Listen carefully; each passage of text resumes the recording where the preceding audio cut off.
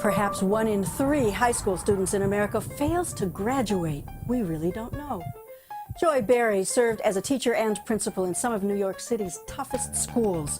After retirement, she created, at the governor's request, the Georgia Human Relations Commission and later served on that state's Board of Education. Rafe Esquith teaches 5th graders in Los Angeles, leads the Hobart Shakespearean students, and is the author of Teach Like Your Hair's on Fire. Here's the problem. The reality is our kids are going to take tests. That's a fact. I took tests. We all have to take tests. And by the way, I have no problem giving a test to a child. If I've taught him multiplication, I want to assess, does he have the skill? But it's just a test. It's just a thermometer. And I make the kids actually say to me, what's going to happen if you do poorly? You know what's going to happen? It means I have to show you how to do it again. The sun's going to come up. I still love you. You're still a great kid. This is not your life on the line, which it has become in many classrooms.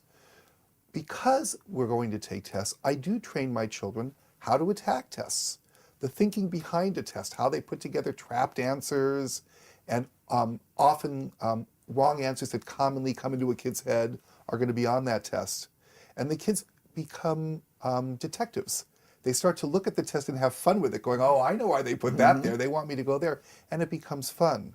But the danger that you have said, and this is what I call the lost in translation syndrome, is I've had charter schools come to my class and say, oh, we're going to be like Rafe, and they turn their schools into these Dickensian prisons and then hold up their test scores and go like, we're a great school, we're at 95. Well, I got to tell you, I've met the kids in these schools.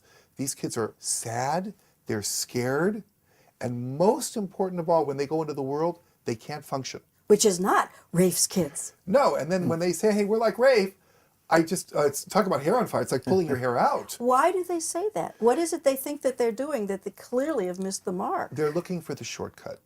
You know what? I think Joy would agree. Getting a kid's math score up isn't that hard. If you spend some more time with him and give him some tutoring, his score will go up. But to teach a kid to be honorable and decent in a world that is often not honorable and not decent, those are the things that I'm obsessed with.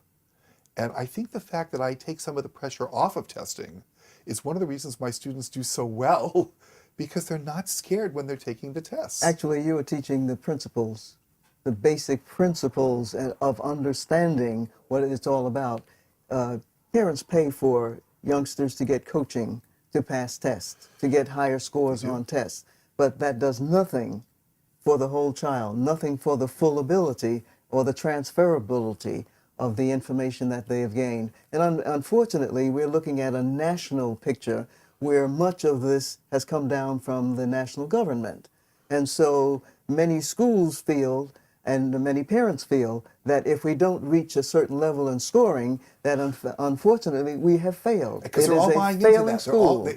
They take something that's basically false and then build a whole building on that foundation where everything is not true.